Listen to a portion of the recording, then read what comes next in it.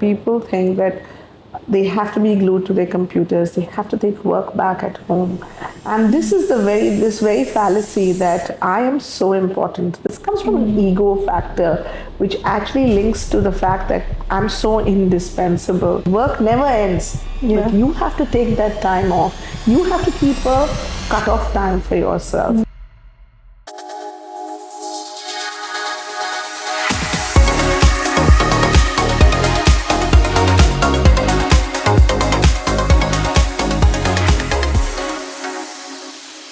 Hi Joyotee, thanks for coming down today. I'm so glad to have you here.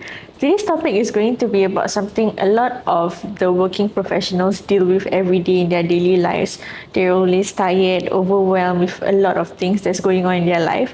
So you're going to talk about and introduce about mindfulness and how you can help with these issues. Okay? So I'm going to let you speak for yourself. Can you introduce yourself and what do you do? Sure. So firstly, thanks for having me here. And my name is Joyotee, and I'm a counselor by profession. I'm also a mindfulness and movement coach. I do that independently, as well as I do some workshops at Blended Concepts. I'm one of your trainers out here. Apart from that, I do counseling individually as well. I'm an artist by previous professions. I still continue with my art, although I don't sell internationally anymore. I've stopped exhibiting, but I don't have the time to do it with my counseling work. And yeah, I'm here to share a little bit about my mindfulness in movement out here. That's a lot of profession, and you're a working professional yourself. Yeah, okay, so the second question is, how do you get into mindfulness? Was there a specific moment or a time in your life that led you to it? Yeah, actually, funnily, I never really woke up one morning and thought, hey, I want to do mindfulness. That's not what really happened. Yeah. I was just in a phase of my life where I had a very overactive child. She was 5-year-old, and when the second one came along, soon after I realized he was on the ASD spectrum. That did put some amount of pressure on me as a mother, managing 2 children and one with very apparent special needs. Apart from that, my art role, of course, different other roles. And I realized that there is a little bit of an extra that I need to calm myself down. And for the functionality of the entire family, I needed to be okay. That recognition is what probably brought me to mindfulness as an experience. So it did help that my family is very rooted into a program called The Art of Living back home.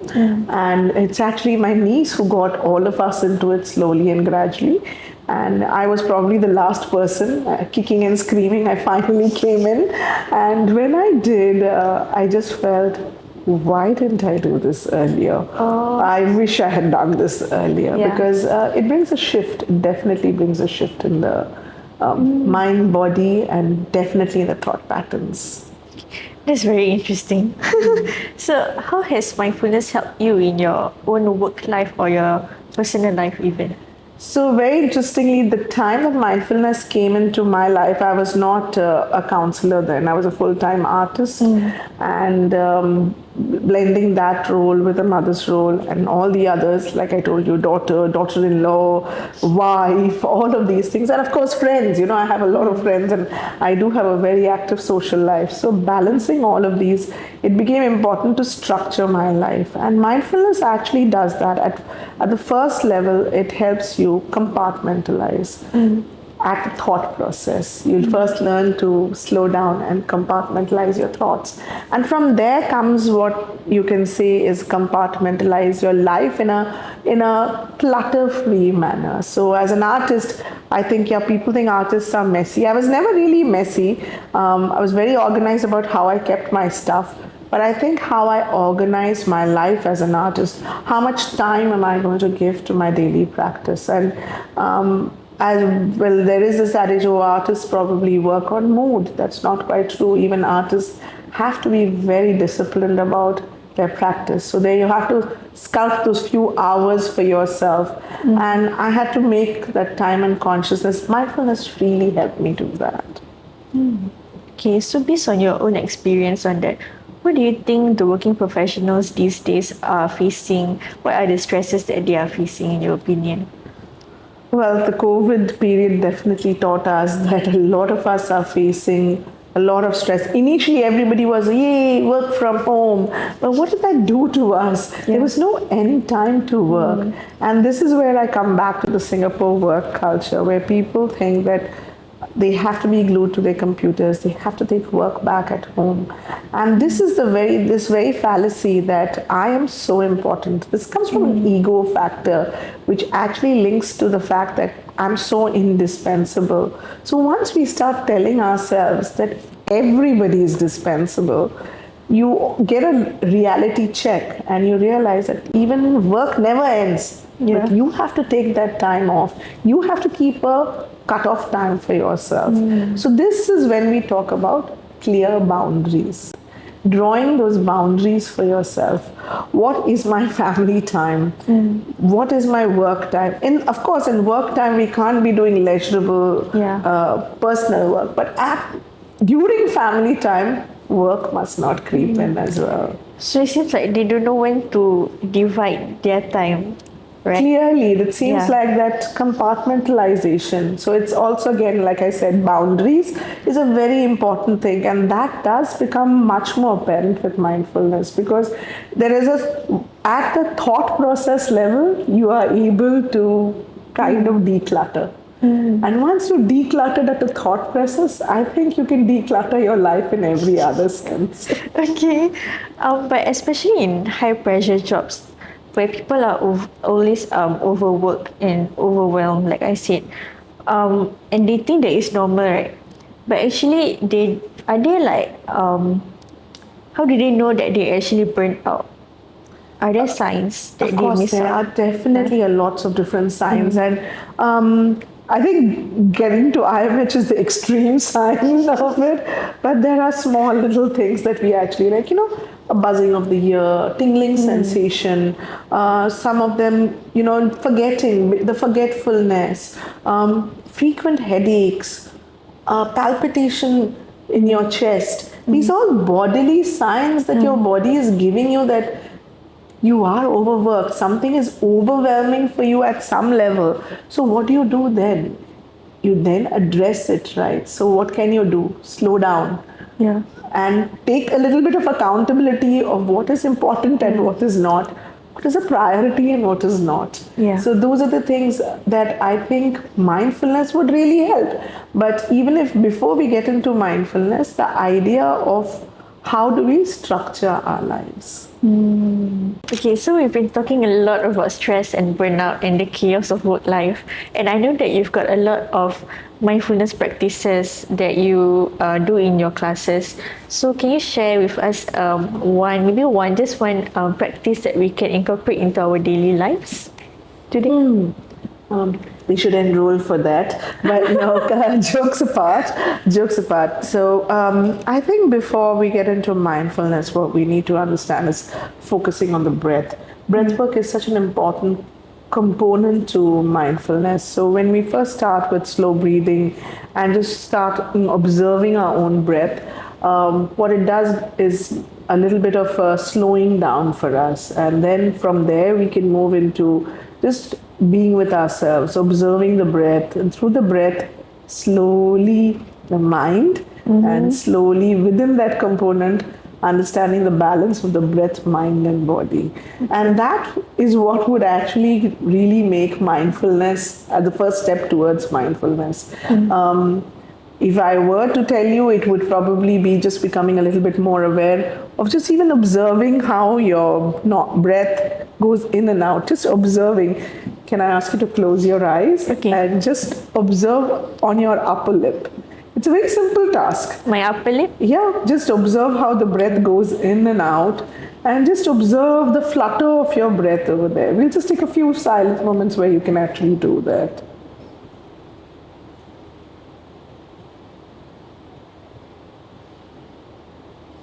And as you exhale, have you ever noticed your own breath like this on your upper lip prior to this?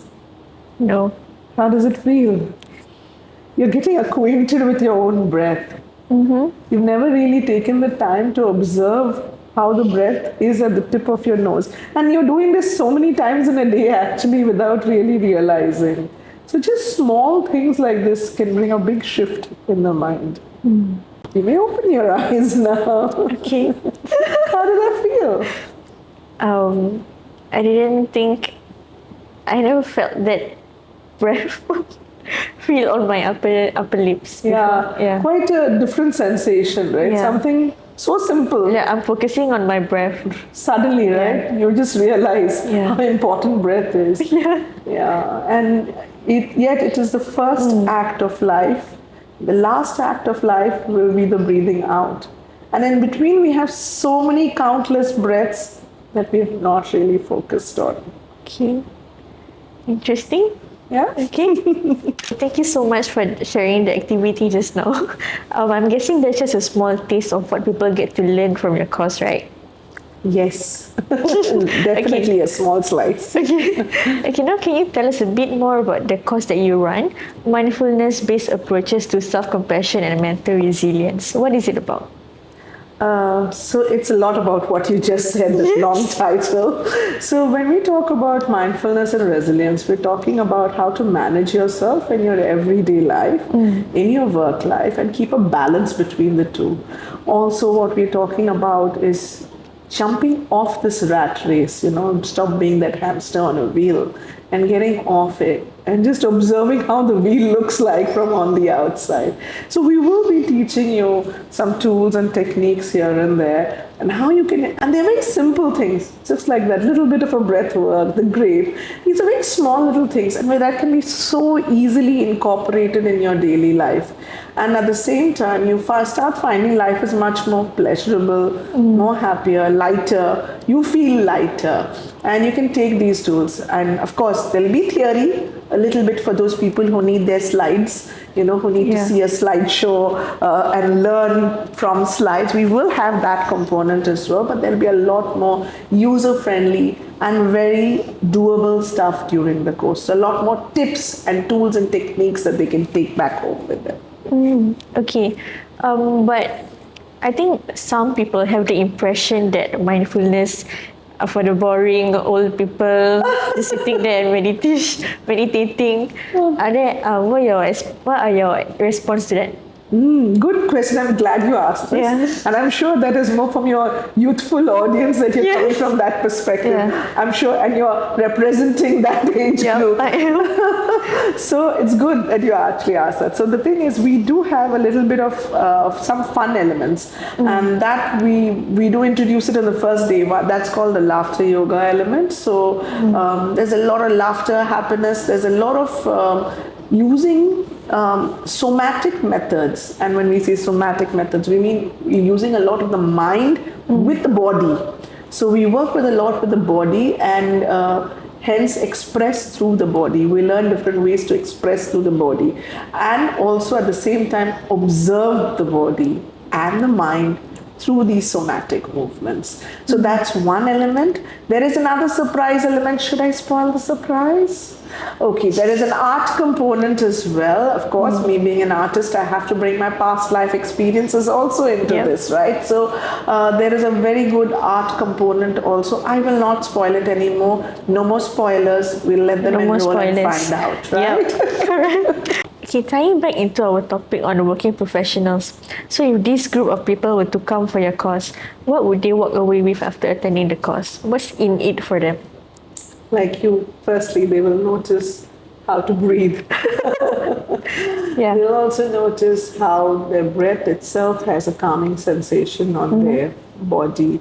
They will learn how to differentiate between thoughts that are actually harming them, thoughts that are actually good for them. So they will just start compartmentalizing into what is a good thought, what is a bad thought, what is a good sensation, what is a bad sensation, what is not settling well with them and what is. So at a very basic, they will take that. They'll be taking tools also, like I said, everyday tools. But I think what they learn to have is that, challenges will come every day of your life. It's how to be resilient amongst those very day-to-day stressors and challenges. How am I actually conducting myself in a stressful situation? How am I looking towards my peers? How are they viewing me? How is my boss viewing me? So all of this comes with an understanding of the self, right? So the thing that they can take away is a much more balanced life for themselves, and to a great extent that will actually help them being balanced individuals, not just in their professional lives, in their personal lives as well.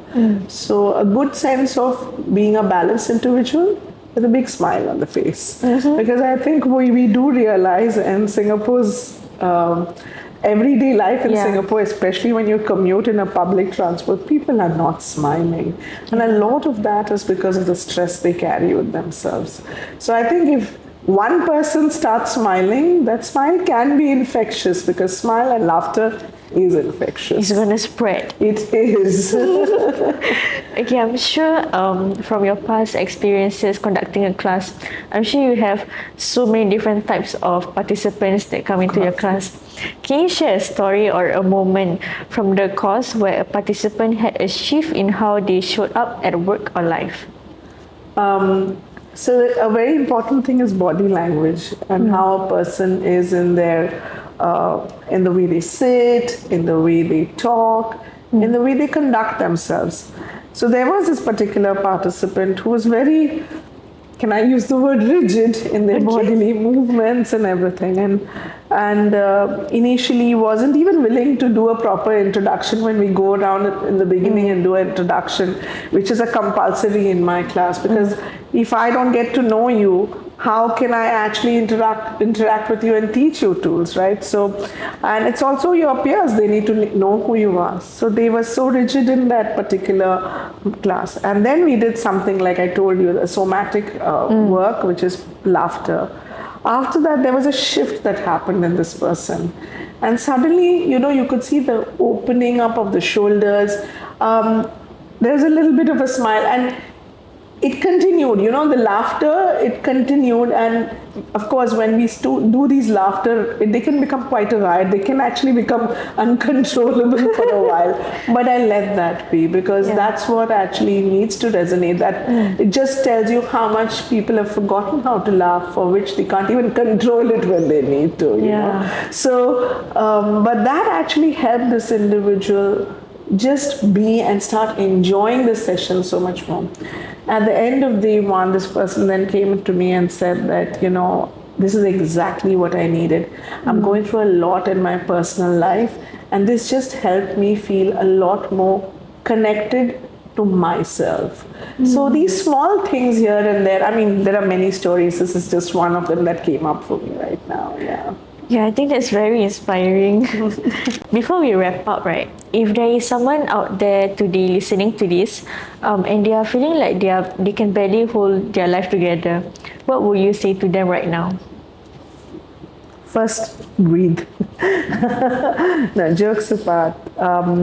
We definitely were not put on this planet, in this life, to just go to school, get stressed, be a ticking time bomb, and then die. I think there was much more purpose to us being here. So while mindfulness can't answer all those questions of why we are here and what we are supposed to do with our life, it definitely is a great start to getting us on the path to answering those questions. And that's something I'm going to leave your viewers with, and you as well, to mull over. Thank you so much, Joyotee, for the insightful sharing. If you are watching and some of this hit a little too close to home, take that as a sign to pause even just for a minute. And if you're curious about going deeper, Joyotee's 𝗨𝗏𝗿𝗏 concept is a good place to start. That's it from us today, and thanks for watching. Thank you. Thanks. Thank you.